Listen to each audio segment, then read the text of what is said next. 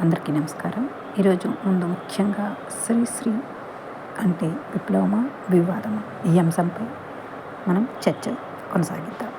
సాధారణంగా మనం కవిత్వం అనగానే ఒక ప్రశాంతమైన నది, వికసించిన పువ్వులు, లేదా దేవతల వర్ణనలు ఇలాంటివి ఊహించుకుంటాం కదా. రైట్. ఒక అందమైన పెయింటింగ్ లాగా కవిత్వం మనసుకు ఆహ్లాదాన్నిస్తుంది అనేది మనలో ఉన్న ఒక బలమైన నమ్మకం. అవును. ముఖ్యంగా తెలుగు సాహిత్యంలో చూస్తే చాలా కాలం పాటు కవిత్వం అంటే ఒక ఒక అందమైన స్వప్నం లాగానే ఉండేది. అంటే వాస్తవ ప్రపంచపు కఠినమైన నిజాల నుండి పాఠకుణ్ణి దూరంగా తీసుకెళ్లే ఒక మాయా ప్రపంచం అనొచ్చు దాన్ని. ఎగ్జాక్ట్లీ. దాన్నొక రకమైన పలాయనవాదమని కూడా అంటారు కదా. కరెక్ట్. 20వ శతాబ్దపు తొలి దశాబ్దాల్లో భావకవిత్వం ఉచ్చదశలో ఉన్నప్పుడు సామాజిక వాస్తవికతకు కవిత్వానికి మధ్య ఒక అదృశ్యమైన గోడ ఉండేది. రైట్. అంతా చాలా ప్రశాంతంగా, అందంగా ఉండే ఒక ఫ్రేమ్ లాగా ఆనాటి కవిత్వం సాగిపోయింది. కాని ఆ అందమైన పెయింటింగ్ మీదున్న రంగులను కడిగేసి ఆ కాన్వాస్ వెనుక ఉన్న వాస్తవ ప్రపంచపు నెత్తుటి మరకలను లేదా ఆ శ్రమజీవుల చెమట చుక్కలను ఒక కవి నేరుగా అక్షరాల్లో పెడితే ఎలా ఉంటుంది? అబ్బా, అది కేవలం ఒక పద్యంలా అయితే మిగలదు.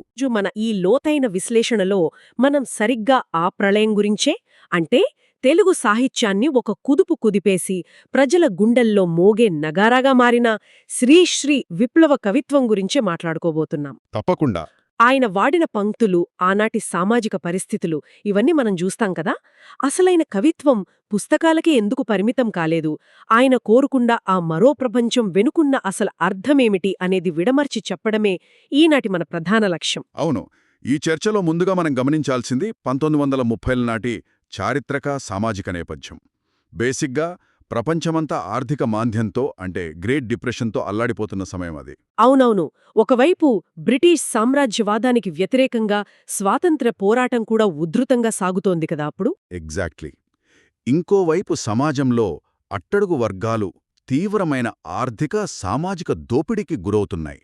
ఆ సమయంలో కేవలం ప్రకృతి సౌందర్యాన్ని వర్ణిస్తూ కూర్చోవడం శ్రీశ్రీ లాంటి కవికి అసాధ్యమనిపించింది. పాత ఛందస్సును పక్కనపెట్టి వాడుక భాషను ఒక ఆయుధంగా మలిచి ఆయన అభ్యుదయ కవిత్వానికి ప్రాణం పోశారు. వాడుక భాషను ఆయుధంగా మలచడం ఇది చాలా ఇంట్రెస్టింగ్ పాయింట్. ఎందుకంటే ఏ కొత్త ప్రపంచాన్ని నిర్మించాలన్నా ముందు పాత ప్రపంచాన్ని లోపాలను పునాదులను కదిలించాలి కదా. శ్రీశ్రీ సరిగ్గా అదే చేశారు. మనం చిన్నప్పట్నుండి బడిలో చదువుకునే చరిత్రను ఆయన నేరుగా లక్ష్యంగా చేసుకున్నారు. కరెక్ట్. ఆయన చారిత్రక దృక్పథం చాలా భిన్నమైనది. అంటే ఇప్పుడు మనం ఒక గొప్ప కట్టడాన్ని చూస్తామనుకోండి, ఒక ప్యాలెస్ లేదా స్మారక చిహ్నం. దాని గోపురం ఎంత బావుంది, ఆ పాలరాయి ఎంత మెరుస్తోంది అని మాత్రమే సాధారణంగా అందరం చూస్తాం. కాని శ్రీశ్రీ దృష్టి ఆ కట్టడం వెనుక ఉన్న అదృశ్యమైన శ్రమ మీద పడింది కదా. అవును. తాజ్మహల్ నిర్మాణానికి రాళ్లెత్తిన కూలీలెవరు, లేదా ప్రభువెక్కిన పల్లకి కాదోయ్ అది మోసిన బోయీలెవరు అని ఆయన అడిగిన ప్రశ్నలు కేవలం ప్రశ్నలు కాదు కదా, అవి సమాజం ఆలోచించే విధానాన్ని మార్చే ప్రయత్నం. నిజమే. ఆ పంక్తులలో ఉన్న లోతైన అర్థాన్ని విశ్లేషిస్తే ఇది మార్క్సిస్ట్ చారిత్రక భౌతికవాదానికి అంటే హిస్టారికల్ మెటీరియలిజంకు ఒక తెలుగు కవితారూపమనొచ్చు. ఈ ప్రశ్నలు కేవలం సమాచారం తెలుసుకోవడం కోసం అడిగినవి కావు. ఓహో, అంటే చరిత్రపై చేసిన తిరుగుబాటంటారా? ఎగ్జాక్ట్లీ. చరిత్రను ఎలా నమోదు చేశారనే విధానంపై విసిరిన కొరడా దెబ్బ అది. చరిత్ర ఎప్పుడూ కూడా విజేతల కోణం నుండే రాయబడుతుంది కదా. ఏ రాజు ఎన్ని రాజ్యాలు జయించాడు, ఎవరిని ఓడించాడు అనేవి మాత్రమే బుక్స్లో ఉంటాయి. కాని ఆ యుద్ధాల్లో చనిపోయిన సామాన్యులెవరు, ఆ రాజ్యాలను నిర్మించిన శ్రమజీవులెవరు అనే ప్రశ్నలను చరిత్ర ఎప్పుడూ దాచేస్తుంది. Right right. ఏ దేశ చరిత్ర చూసినా ఏమున్నది గర్వకారణం, నరజాతి చరిత్ర సమస్తం పరపీడన పరాయణత్వం అన్న శ్రీశ్రీ మాటలు ఈ వాస్తవాన్ని బట్టబయలు చేస్తాయి. నే పదం గమనిస్తే అందులో నాకొక వ్యవస్థాగతమైన దోపిడీ కనిపిస్తోంది. అంటే ఇతరులను పీడించి ఆనందించడం కేవలం ఒక వ్యక్తిగత లక్షణం కాదు, ఒక సామాజిక వర్గం ఇంకో వర్గాన్ని అణచివేసే ఒక నిరంతర ప్రక్రియ అన్నమాట. కరెక్ట్. బలవంతులు దుర్బల జాతిని బానిసలను కావించారు అని ఆయన చెప్పడం ద్వారా ప్రపంచ నాగరికతల పునాదులన్నీ సామాన్యుల రక్తం మీద నిర్మించబడ్డాయని చాలా స్పష్టంగా ఎత్తిచూపారు. ఖచ్చితంగా. నైలు నది నాగరికతలో సామాన్యుని జీవితం ఎట్టిది అని ప్రశ్నించినప్పుడు ఆయన కేవలం భారతదేశ చరిత్రను మాత్రమే కాకుండా యావత్ మానవ చరిత్రను ఒకే త్రాటిపైకి తెచ్చారు.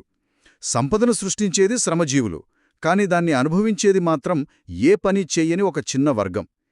ఈ అసమానతను అంత బలంగా తెలుగులో అంతకుముందెన్నడూ ఎవరూ చెప్పలేదు.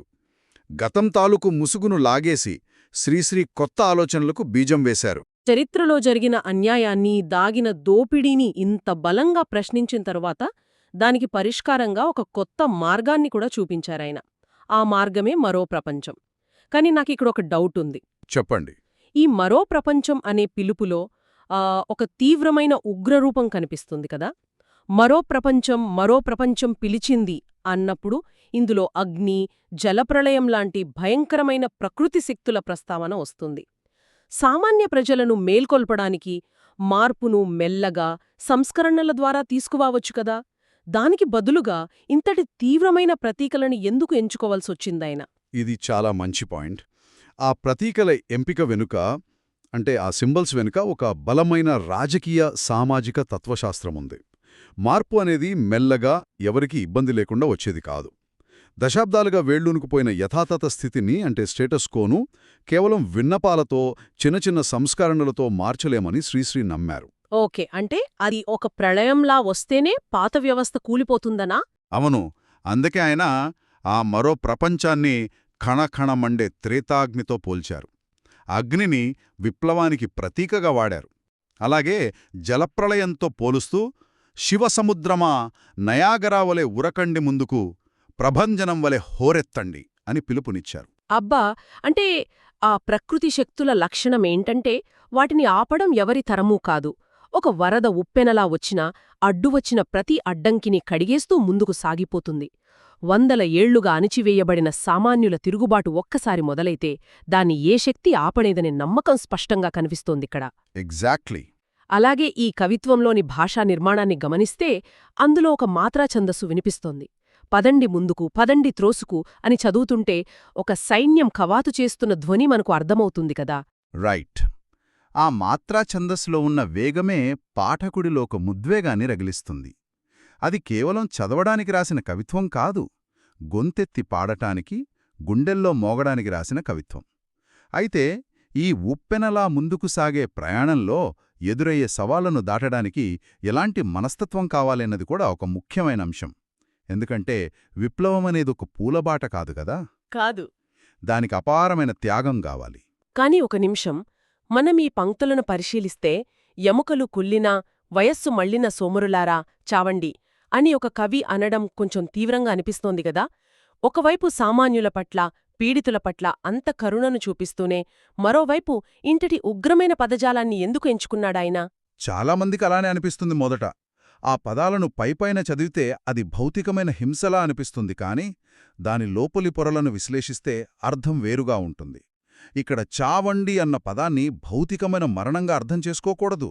ఓహో, అంటే అది మెటఫారికల్ అంటారా? అవును, కరెక్ట్. ఇది పాత, నిర్జీవమైన, మార్పును ఏమాత్రం అంగీకరించని మనస్తత్వాల మరణం గురించి చెబుతున్నమాట. ఎవరైతే అన్యాయాన్ని చూస్తూ కూడా ఏమీ చెయ్యకుండా బద్ధకంతో, సోమరితనంతో ఒక నిర్జీవమైన జీవితాన్ని గడుపుతున్నారో ఆ నిష్క్రియాపరత్వం నశించిపోవాలని ఆయన ఉద్దేశం. అది వ్యక్తుల మీద చేసిన దాడి కాదు, జడత్వం ఆవహించిన ఆలోచనా విధానం మీద విసిరిన బ్రహ్మాస్త్రం. Right right.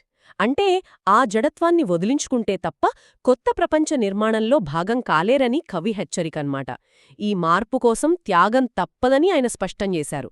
దారి పొడుగునా గుండెనెత్తుర్లు తర్పణ చేస్తూ పదండి ముందుకు అనే పంక్తిలో తర్పణ అంటే ఒక పవిత్రమైన సమర్పణ కదా. అవును. కాల్చే ఆకలి, కూల్చే వేదన, దారిద్ర్యాలు, దౌర్జన్యాలు లాంటి కష్టాలు ఎదురవుతాయని చెప్పారు. అయినా సరే నదీనదాలు, అడవులు, కొండలు, ఎడారులా మనకడ్డంకి అని ప్రశ్నిస్తూ స్ఫూర్తినిచ్చారు. ఈ భారాన్ని మోయడానికి ఆయన ఎంచుకున్న ఇంధనం యువశక్తి. ఎగ్జాక్ట్లీ.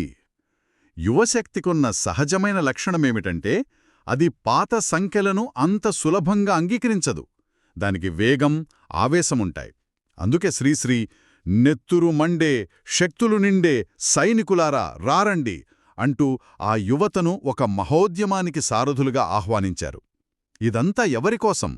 సమాజంలో ఏ వర్గాన్ని అత్యున్నత స్థానంలో నిలబెట్టడానికి? అంటే దాని సమాధానం శ్రమజీవన పట్ల ఆయనకున్న తాత్వికమైన గౌరవంలో ఉంటుంది. ఈ శ్రమను వివరించడానికి ఆయన ఉపయోగించిన మరొక కోణం చాలా అద్భుతంగా ఉంటుంది. సమాజం అనే మహాయజ్ఞంలో ప్రతి ఒక్కరూ తమ వంతు కృషి చెయ్యాలి. ఈ సామూహిక బాధ్యతను ఒక వ్యక్తిగత స్థాయిలో ఎలా అనుసంధానం చేశారో చెప్పడానికి నేను సైతం ప్రపంచాగ్నికి సమ్మిధనొక్కటి ఆహుతిచ్చాను అనే పంక్తి నా ఫేవరెట్. వావ్, చాలా గొప్ప పంక్తి అది.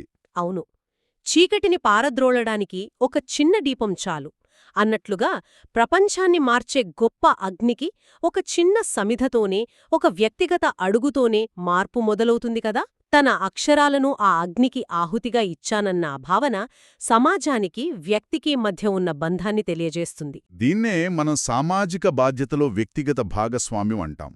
ఒక మహాసముద్రంలో ప్రతి నీటిబొట్టుకు ఎలా ప్రాముఖ్యత ఉంటుందో అలాగే ఈ సామాజిక మార్పులో ప్రతి వ్యక్తికి ఒక బాధ్యత ఉంటుందని ఆయన విశ్వసించారు. నేను సైతం భువనఘోషకు గొంతుకనే వినిపిస్తాను అంటూ తన కవిత్వాన్ని సామాన్యుల సమిష్టి స్వరంలో కలిపేశారు. ఇక శ్రమ గురించి మాట్లాడితే శ్రమైక జీవన సౌందర్యానికి సమానమైనది లేనేలేదు అని ఎలుగెత్తి చాటారు. కష్టపడి పనిచేసే సామాన్యులే నిజమైన హీరోలు అని చెబుతూ కష్టజీవులకు, కర్మవీరులకు నిత్యమంగళం నిర్దేశిస్తూ అని రాశారాయన. సాధారణంగా దేవుళ్లకో, రాజులకో మంగళం పాడటం ఆనవాయితీ. కాని దాన్ని తిరగరాసి శ్రమజీవులకు నిత్యమంగళం పలకడం నిజంగా ఒక చారిత్రక పరిణామం కదా. అవును. ఆ ఆశావాదం చాలా గొప్పడి. కాని ఈ విశ్లేషణను మనం గమనిస్తే నాకింకొక్క లోతైన ప్రశ్న ఉదయిస్తోందిక్కడ. చెప్పండి. చూస్తున్నాం. కాని ఆయన కవిత్వంలో ఎక్కడో ఒక అనూహ్యమైన వైరుధ్యం, అంటే ఒక కాంట్రడిక్షన్ కనిపిస్తుంది. ఇంతకాలం నిప్పులా రగిలిన కవి అకస్మాత్తుగా లేదు సుఖం, లేదు సుఖం, లేదు సుఖం జగత్తులు అని ఇంకోచోట బ్రతుకు వృధా, చదువు వృధా అని రాశారు. ఒక మహాప్రస్థానాన్ని నడిపించాల్సిన కవి ఇంతటి నిరాశతో ఎందుకు మాట్లాడారు? ఇది ఆయన విప్లవ స్ఫూర్తికే విరుద్ధం కాదా? ఇది చాలా సంక్లిష్టమైన కోణం. పైకి ఇది నిరాశగా, విరుద్ధంగా అనిపించవచ్చు. కాని దీని మానసిక కోణంలో విశ్లేషిస్తే ఇది ఆయన ఓటమి కాదు. ఓకే, మరేమిటి? ఇది ఒక సున్నితమైన కవి హృదయానికి కలిగిన అనంతమైన వేదన. చుట్టూ ఉన్న కష్టజీవుల ఆకలి, వేదనను నిరంతరం చూస్తున్నప్పుడు, వ్యవస్థలో ఏళ్ల తరబడి గూడు కట్టుకుపోయిన అమానుషత్వాన్ని గమనిస్తున్నప్పుడు ఎంతటి కఠినాత్ముడికైనా ఒక స్థాయిలో తీరని బాధ కలుగుతుంది.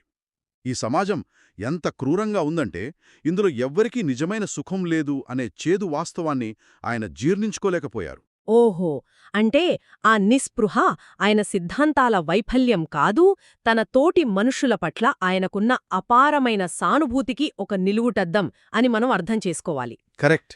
బ్రతుకు వృధా, చదువు వృధా అని ఆయన అంటున్నది ఈ ఆధునిక చదువులు ఒక సామాన్యుడి ఆకలి తీర్చలేనప్పుడు ఇక ఇవన్నీ ఉండి ప్రయోజనం ఏమిటి అనే ఒక ధార్మిక ఆగ్రహమనమాట. సరిగ్గా చెప్పారు. సమాజం మీద, మనిషి మీద ఉన్న అపారమైన ప్రేమ వల్లే ఆయనకంతటి తీవ్రమైన బాధ కలిగింది. వాస్తవానికి ఆ బాధ నుండే విప్లవపు అగ్ని మరింత తీవ్రంగా రగులుకుంది.